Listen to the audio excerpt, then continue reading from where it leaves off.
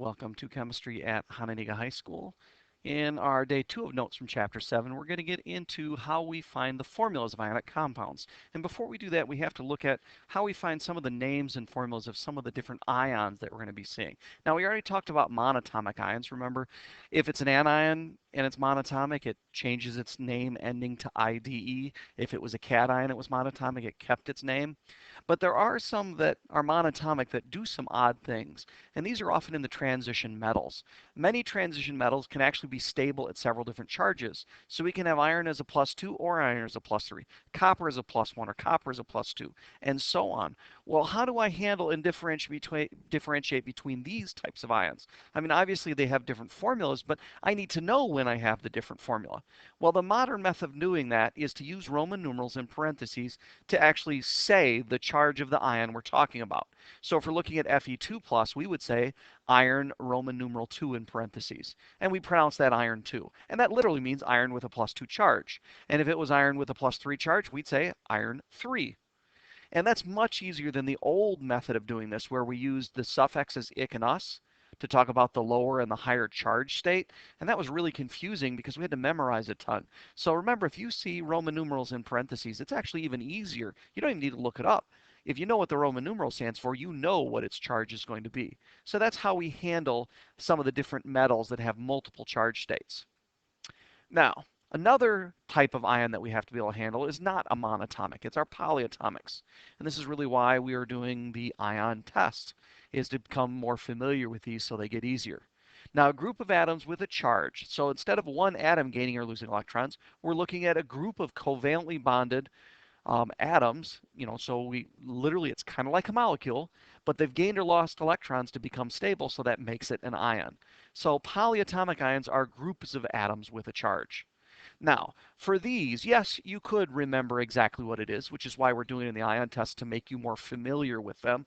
But the reality is on every test, every chapter test, and the final and so forth, you're going to have a periodic table on the back. It's going to have an ion charge sheet. So you can just look them up in the table.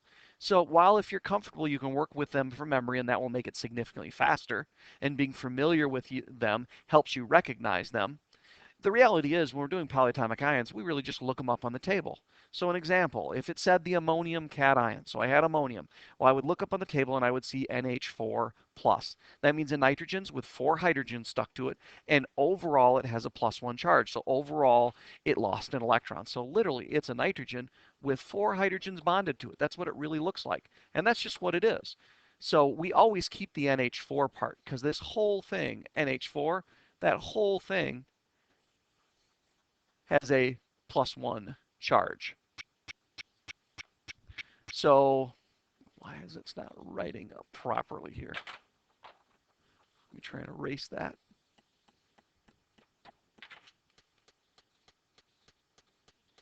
Huh. I don't know why I can't write this up there, but there it is. So that whole thing has a +1 charge. And remember, that 4 has nothing to do with the plus. So what I strongly recommend you do with this is put them in parentheses and put the charge outside the parentheses and everything else inside the parentheses. So always put your polyatomic ions in parentheses, charge outside, numbers inside. So literally you would write that as NH4 in parentheses to remember that 4 does nothing to the plus, and it's a +1 charge. Now, when you go to write formulas, if you need more than one, we would have to put it in parentheses. Otherwise, it would look like 42 or 43. And if you only have one, you don't really need the parentheses, but it's always a good idea to start with it there. It makes it so much easier in many situations. Now, what about an anion? Well, let's look up sulfate. Sulfate is SO4 2-. So remember, that means a sulfur with 4 oxygens stuck to it, and overall it's gained 2 electrons, so it's a 2- charge. But how we would write it to remember that 4 has nothing to do with the 2 is SO4 in parentheses, 2- outside the parentheses. So those are polyatomic ions. Remember, you're just looking them up on the back of the periodic table and copying them down. And remember, put the charge outside parentheses and the rest of it inside parentheses when you go to deal with these. Okay, now our guiding principle for finding formulas of ionic compounds is this. The formula of an ionic compound is the fewest number of cations and anions needed to make the total charge 0. While we could, for monatomics, track the electron transfer and find out exactly what everything needed to be stable, that's a lot of work. And really, the charge we ended up with was related to the number of electrons we gained or lost. So what we're really going to do is we're going to end up balancing the charge. And that's our guiding rule of ionic compounds. So what would be the sodium chloride formula? So sodium chloride is plain old table salt. What would be its chemical formula? Well, we first look them up on the back of the table. Sodium, it says Na plus. Chloride, it says Cl minus. And remember, if it's a monatomic and it's not on the back, we can always look at the front of the table to figure out what its charge is going to be for most of them. Otherwise, you're just copying from the back. Now, we have to have a total charge of 0. So that must mean we have to have cations and anions every single time. So we're going to start with one cation and one anion, and we're going to work from there. So sodium has a +1 charge, so that's a total of +1.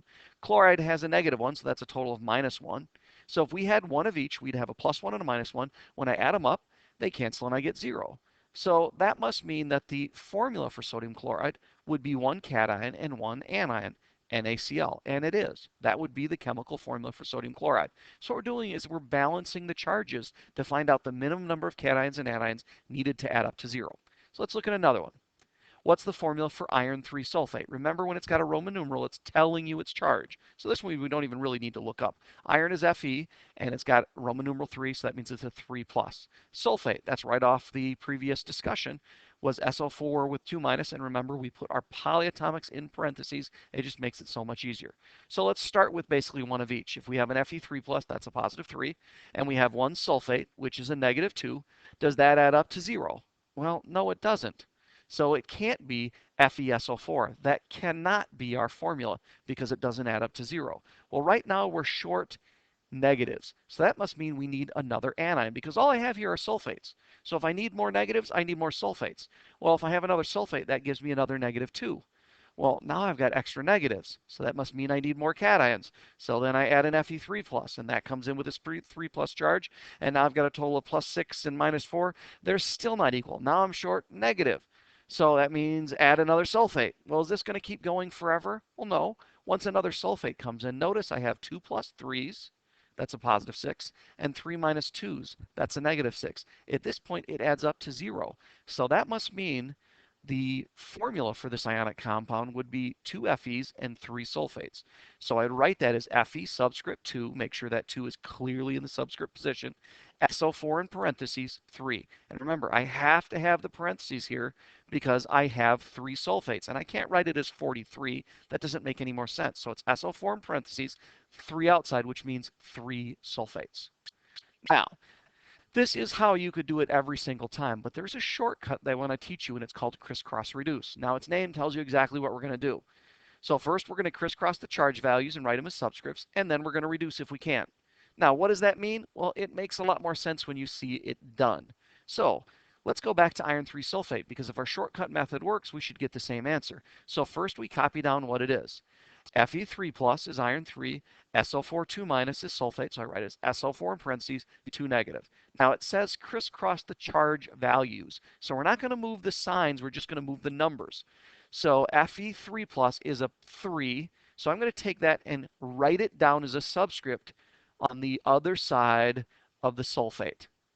And then I'm going to take the -2, the charge value, so I'm moving just the 2, and that's why we call it crisscross. We're going to crisscross it to the other side. So the 2 are going to end up in opposite spots. So I have a 2 by the Fe and I have a 3 by the SO4. Now it's crisscross reduce. I've taken care of crisscross. Now I ask myself, can I reduce a 2 and 3? And the answer is no, 2 and 3 can't be reduced. So that must mean that's what my formula is. So I rewrite it because my final formula is neutral, so I can't include the cation and anion charges. So I have to rewrite it here. So it would be 2 Fe's and 3 SO4s. Notice I get the exact same answer, and it's quick and easy. So what would other examples look like? So one where we got to reduce. Well, this is tin 4 oxide. Tin 4 is SN with a 4 plus, and oxide is O2 minus. Once again, look in the back of your table, copy them down. Now I crisscross my charge values, so a 4 is going to go down there, and a 2 is going to go down there. And now I've got a 2 and a 4. Well, both of those are divisible by 2, so that can be reduced to 1 to 2. So that must mean I need 1 tin for every 2 oxides. And you can double check to make sure it works. Sn is a +4. O is a 2 minus, and I have 2 of them. That's a -4. Yes, they do add up to 0. So it does work. So crisscross reduce is the quicker way to do this. But don't forget, put your polyatomics in parentheses every single time. Even if it's something as simple as hydroxide, which is just an OH with a -1 charge, put it in parentheses every single time. And then clearly write them as subscripts. And don't forget no charges in your final answer. So you're going to crisscross into the subscript spot and then reduce if you have to. And remember, if there's only one, like let's say it was copper 1 hydroxide, when I crisscross my values, it's 1 to 1. So I really wouldn't need parentheses in that case. So I don't have to write the parentheses there. And I don't have to write the 1. But if I had 2 hydroxides, I would have to put OH in parentheses with a 2 outside of it. And that is how we find formulas of ionic compounds. And next we'll look at how we name them in our next set of notes.